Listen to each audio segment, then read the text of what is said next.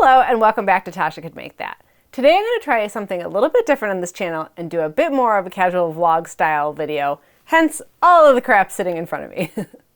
I love watching people chat about the projects that they're working on, their inspiration, answer audience questions, and things like that, and so I'm going to try and do that periodically. Today I'm going to show a small project that I'm about to do for an outfit that I made years ago and why it's one of the reasons that I save all my fabric scraps, and I'm going to answer the question what's on my sewing table and what I'm knitting lately.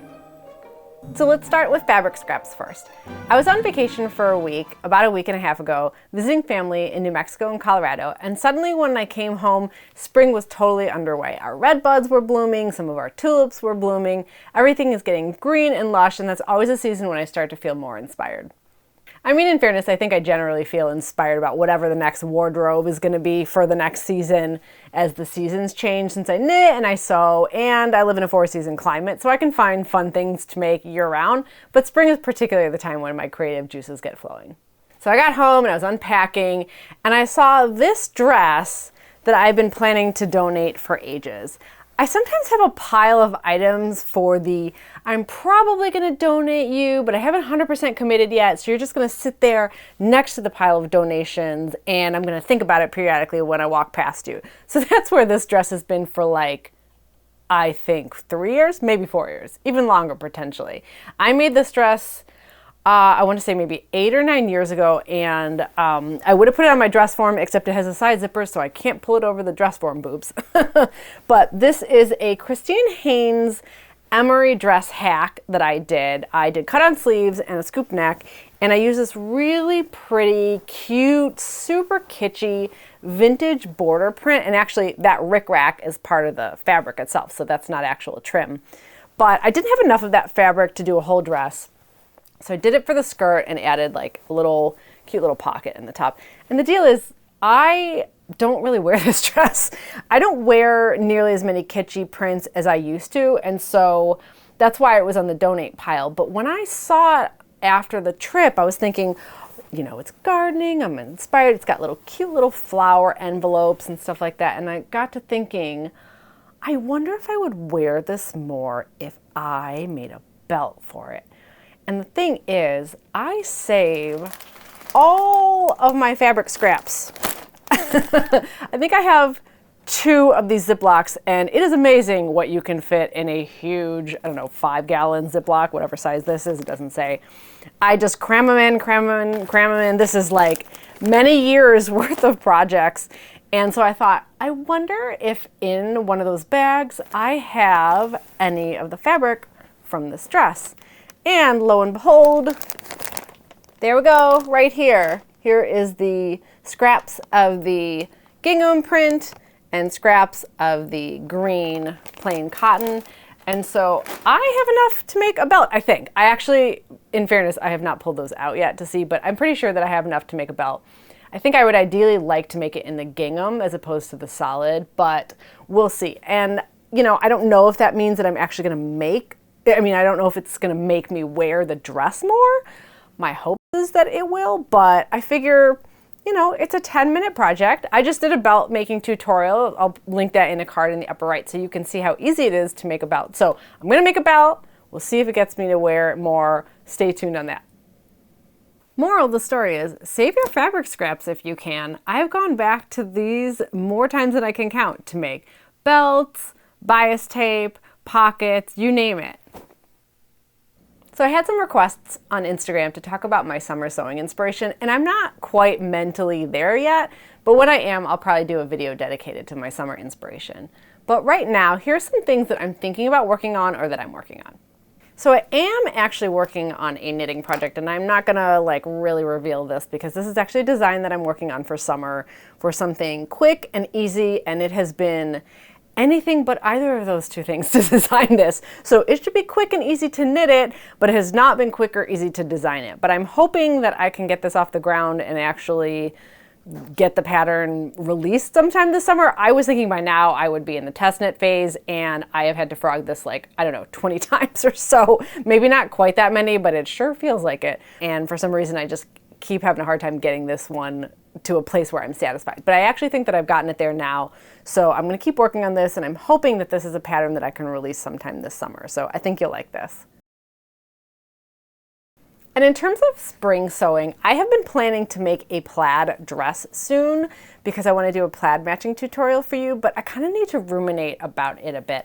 I got this really cool plaid vintage fabric. I forget which way it goes. Does it go this way? Does it go this way? And it ended up being a little bit more lightweight than I anticipated, and so the pattern that I wanted to use was a sheath dress, and this definitely wouldn't work for that unless I underline it, and I don't want to go through all that fuss to try and do a tutorial because I like to make things fairly straightforward if I'm going to talk about it. So I either have to pick a different dress pattern or I need to pick a different fabric. I do have another plaid fabric that I was thinking of. This is a modern fabric, and it actually has a bit of a stretch to it. So I would probably need to pick a different dress pattern for this because I think that what I had in mind might end up with too baggy of a bodice if it was in a stretch fabric. I'm not entirely sure. I got to think about that a little bit. So I am not 100% sure what's going to happen with a plaid matching tutorial and an accompanying dress for that. But I'm probably going to work on that sometime this spring still, but it may or may not be in one of these two fabrics. I'm not sure yet. And then I actually finished sewing this dress recently, even though I didn't document it. This is another version of Simplicity 4432. This is one of my favorite bodices. It's actually a sleeveless bodice, but like I said, chilly today. But I ended up not really loving this dress. So I've worn it a couple times already, but I'm sort of like convincing myself that I like it. And I'm not sure what happened because I've sewn with this bodice probably about 5 or 6 times at this point, and there's something about it that just didn't fit right, and I think the fabric maybe got a little bit off grain below the bust darts. Just something about it. You know when you have a project and you finish it and all signs should mean that you really love it, but you're kind of like, that's sort of me in this dress. So I like it, I don't love it, so it kind of makes me want to make another version of this dress to make one that I do love again. I think I need to stick with a gathered skirt for this. I did a 3/4 circle skirt for this, and maybe I just don't like the pairing of those two things together. It could be just I like that bodice better with a gathered skirt. I think all other previous versions that I've done with it, except for sort of a sheath dress hack, have been gathered skirts. So I'll probably try that. So I may do that in like a spring floral fabric or something. So speaking of which, I also just ordered some fabric for a couple of spring and summer dresses. Completely on accident, I discovered that Hawthorne Supply Co sells digitally printed fabrics, and 2 of their bases are rayon. How did I not know they had rayon? They have a rayon and a rayon sateen base. I am typically more of a cotton person, but I will absolutely pre-wash and dry a modern rayon fabric. And I think I might use it for a Charm Patterns Rita blouse hack into a dress. I've done that a couple times and I really like that combo. And I don't have the fabric yet, so I can't show it to you in person, but here's a photo. Late breaking update. I did actually get this in the mail since I recorded it. So this is the rayon from Hawthorne Supply Company, and it's really lovely. The print is nice and vibrant. The rayon sateen has a little bit of a shine to it, nice and drapey. Really lovely. I've washed this and washed and dried great. So I might change my plans for what dress I want to use. We'll find out soon. It's a really pretty floral on a green background, and I think it'll go great with a couple of purses that I have. And yes, I would absolutely plan a dress backwards around a purse as opposed to the other way around. And so the last thing I'm thinking about, I guess it's kind of more of a summer plan, but I have had this pattern sitting out, I think since last summer. It's Butterick 8640. It's a vintage 2-piece set that's super cute, probably early 60s, I would say.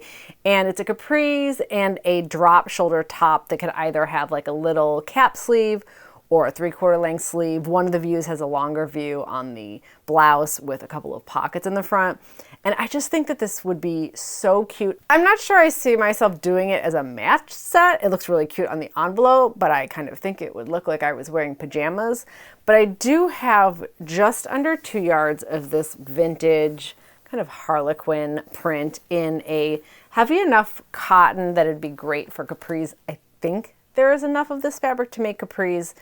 I don't know if I would use this pattern just because, I don't know, vintage pants patterns are always kind of dicey. Like I have Simplicity 4401 that I have hacked infinitely, but it took a lot to get that to kind of fit me the way I'd want to. So I might just use that for this, but I do like the blouse, so I might do a muslin of that.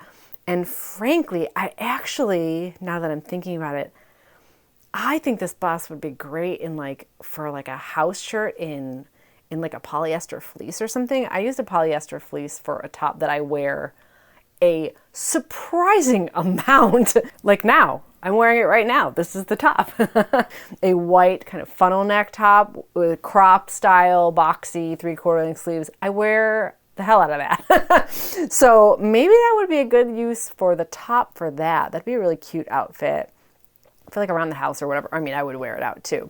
And I also, in terms of that knitting project that I'm working on, I have a yarn that is pretty much the same color as this royal blue, and I won't say more, but I think the two of those things would also go together really well. And that's really it in terms of what I'm thinking about for like immediate sewing projects. Although knowing me, this could just all completely go out the window and I could get a bug up my butt and do something completely different. So we'll find out. So stay tuned to see where this all goes or doesn't go. And I'll see you again soon with more vintage sewing and knitting. Bye.